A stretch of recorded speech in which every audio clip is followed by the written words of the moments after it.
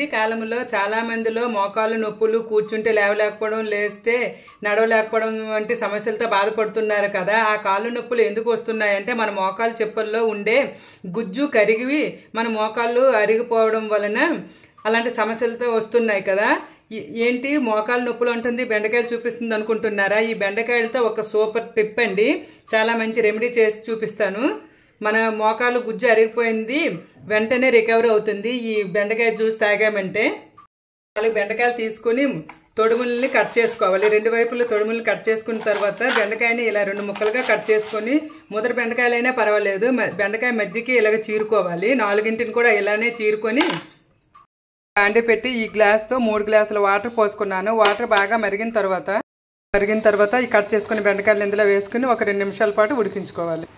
3 గ్లాసులు నీళ్ళు పెట్టుకున్నాను కదా, గ్లాసున్నర అయ్యాయి. ఇలా మరిగించుకొని ఇప్పుడు ఇవి చల్లగైన తర్వాత స్టైనర్ సహాయంతో వడకొట్టుకొని ఒక రాత్రి అంతా ఉంచిన తర్వాత రెండో